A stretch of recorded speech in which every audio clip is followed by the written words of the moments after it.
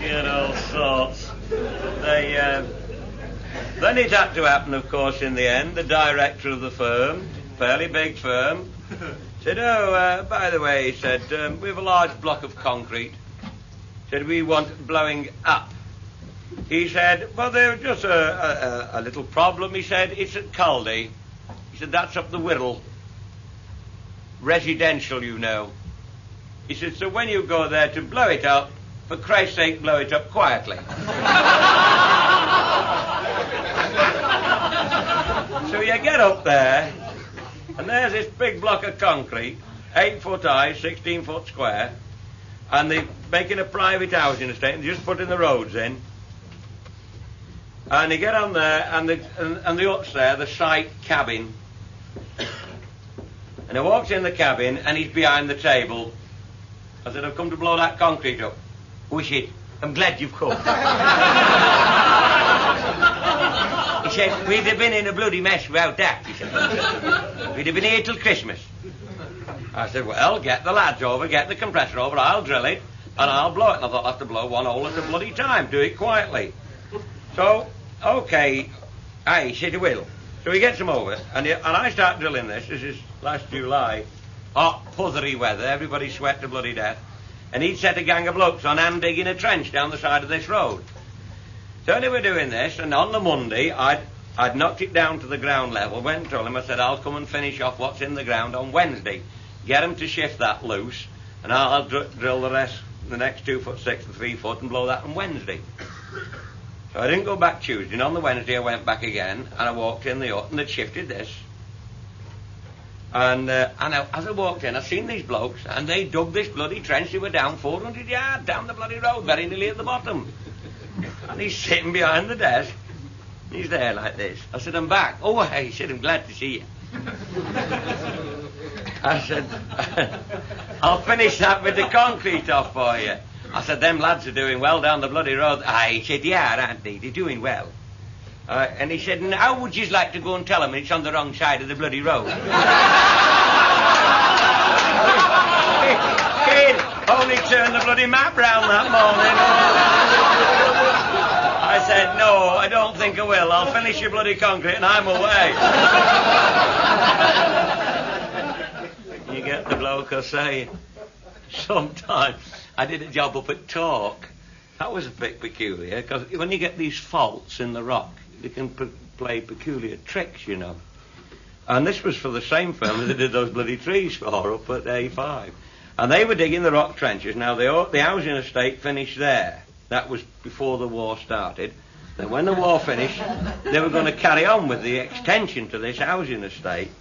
And I was up there, and they got to start getting the trenches out for the bloody sewers and whatnot. And they're down about 11 or 12 feet. The top of Torque Hill it was, Torque near the Potteries. So we get there, and they start in work about 7:30 in the bloody morning. So we've got to be there at 7:30, drill the bloody rock to get the machine working. You kind of dig solid bloody rock. So we drill this, and the first lot went off, it was been about 7:45 or something like that. Boom, boom, boom, boom, you know. Nothing appeared at the first house, like the end of this housing estate, the first pair of houses, not a bloody glimmer. Nor the second pair. But the third pair, here's this woman comes up the street. Real bloody big rough piece she was. What the bloody hell's going on up there, she says. I said, what's up, missus? You've just blown my husband out of bed. Some bugger shouted, you should have tucked him in a bit tighter.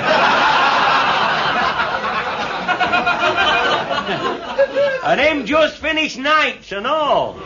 Rolled him out onto the floor. I thought, this is a bit bloody far-fetched. I can't understand it. Nobody had complained at the first 2 houses.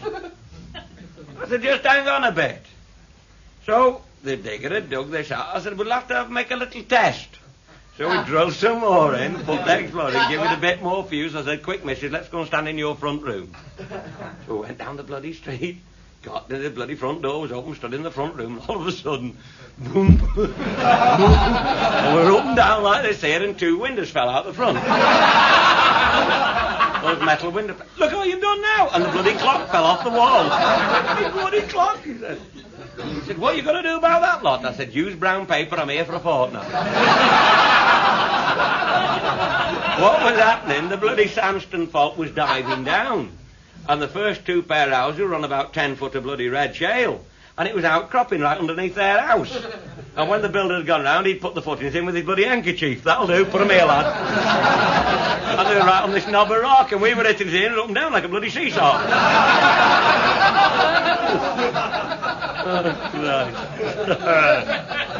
And then he'll get the bugger. Some of the remarks he makes that always tickles me. Hey, Billy. Bloody Billy. My name isn't even bloody Billy. Will you come and knock a chimbley down for us? A chimbley? Say, yes, Mr. Ted. When? Tomorrow? He said, no, we're having the site meeting tomorrow. I thought, that's buggered it. I know what I'm in for now. It's 20 blokes walking about on an open site talking about something I know absolutely fuck all about. So,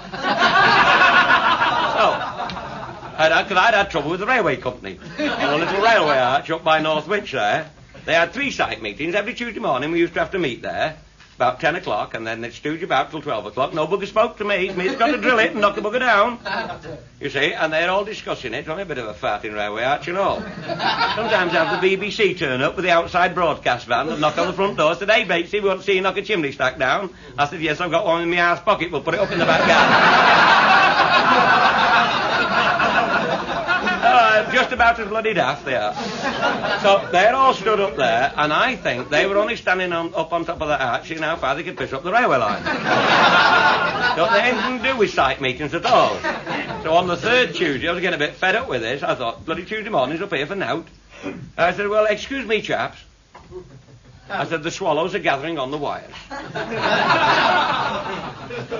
And we've been here since midsummer. Have you made up your minds yet? Oh, yes, finally decided. I said, when do you want me to knock it down? He said, midnight, Saturday night. I thought, just my luck and me with a promise.